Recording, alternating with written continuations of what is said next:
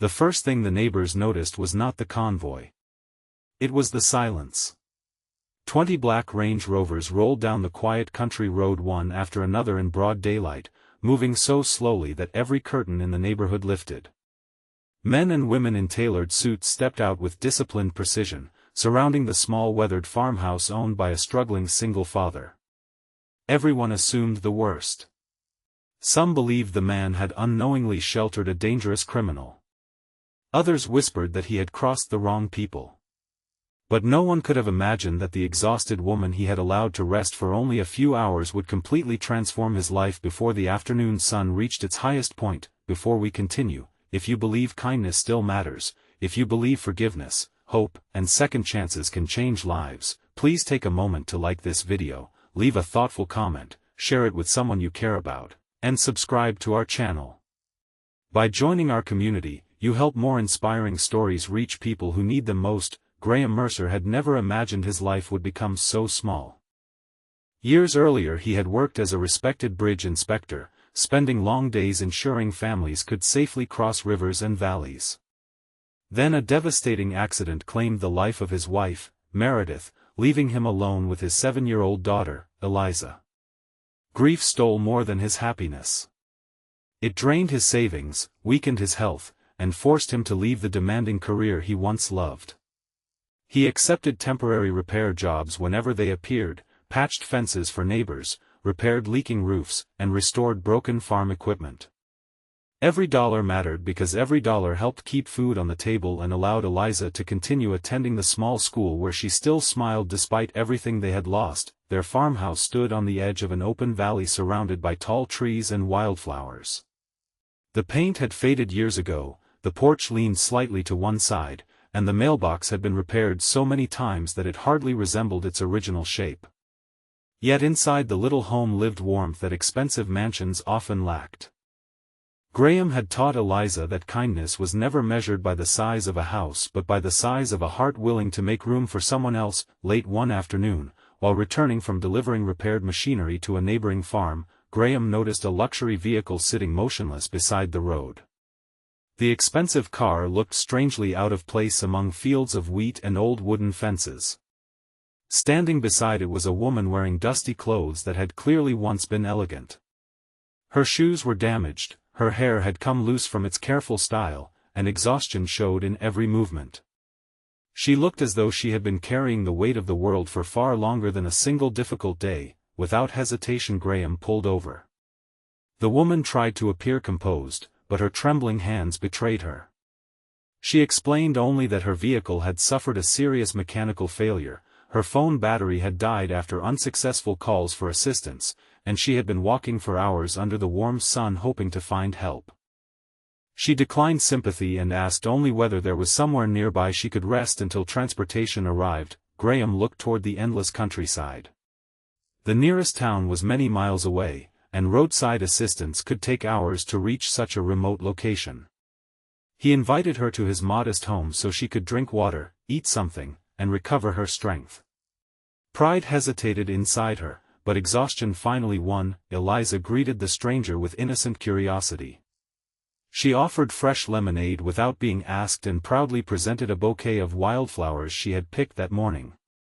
The tired woman's expression softened in a way that suggested she had not smiled sincerely in a very long time. Her name, she eventually shared, was Vivian Ashcroft. She revealed almost nothing else. Throughout the afternoon, Graham repaired a broken porch railing while Vivian quietly watched from a rocking chair. She noticed every careful movement. Every nail was driven with patience instead of frustration. Every board was measured twice before being cut. Graham worked with dignity despite owning little more than worn tools and determined hands. Inside the kitchen Eliza showed Vivian old family photographs. There were faded pictures of camping trips, birthdays celebrated with homemade cakes, and one treasured photograph of Meredith laughing beneath a summer sky. Vivian noticed that none of the frames were expensive, but every one had been cleaned carefully. Loss had visited this family, yet love had remained. As the hours passed, Graham never asked whether Vivian was wealthy, important, or influential. He never searched the internet for her name. He never expected repayment. He simply treated another human being with quiet respect because that was the example he hoped his daughter would remember long after childhood. Eventually a driver located them. Vivian thanked Graham repeatedly before leaving. She accepted one small paper bag containing homemade sandwiches because Eliza insisted no one should travel hungry. Before entering the replacement vehicle, Vivian looked back at the tiny farmhouse for a long moment, as though committing every detail to memory. The next morning the valley awoke to an unforgettable sight. 20 gleaming Range Rovers approached in perfect formation beneath the bright morning sun. Neighbors gathered outside, convinced authorities or powerful investors had arrived for some mysterious reason. Graham stepped onto his porch with confusion written across his face while Eliza peeked from behind him, clutching her favorite stuffed rabbit. The doors opened almost simultaneously. Business executives emerged first, security personnel followed. Finally Vivian stepped out wearing an elegant navy business suit that transformed her appearance so completely she seemed almost like another person.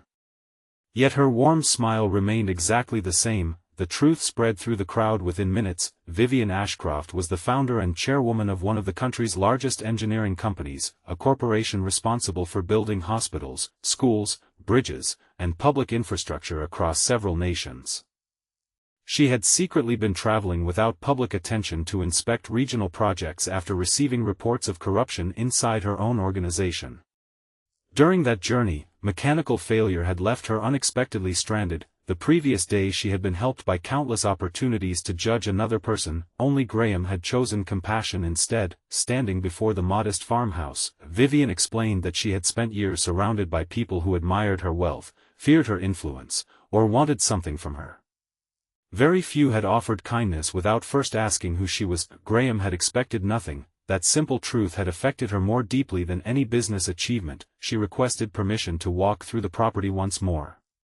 Graham agreed, still struggling to understand why so many luxury vehicles occupied the quiet road outside his home. Vivian entered the workshop where Graham repaired broken tools for neighbors. She noticed equipment held together with wire, shelves organized with incredible care despite lacking expensive materials, and notebooks filled with detailed engineering sketches Graham still created during spare moments. Curious, she examined several pages more closely. The precision astonished her. Although Graham had left professional engineering years earlier, his understanding had never disappeared. He still solved structural problems simply because his mind loved building safer solutions. Vivian asked about the notebooks. Graham admitted they were only personal ideas that would probably never be used. Designing structures reminded him of the career he once loved and the future he had expected to share with Meredith. Vivian quietly requested every notebook. Over the following hours her senior engineers examined Graham's designs. One by one they looked at each other with growing amazement. Several concepts addressed safety concerns currently challenging large bridge renovation projects. Others reduced material waste without sacrificing structural strength. One veteran engineer admitted he had not seen such practical innovation in years. Vivian smiled. She had not come merely to repay kindness, she had discovered extraordinary talent hidden beneath hardship. Within days Graham received an offer that seemed impossible. He would lead a new rural infrastructure innovation division designed specifically to improve safety in underserved communities.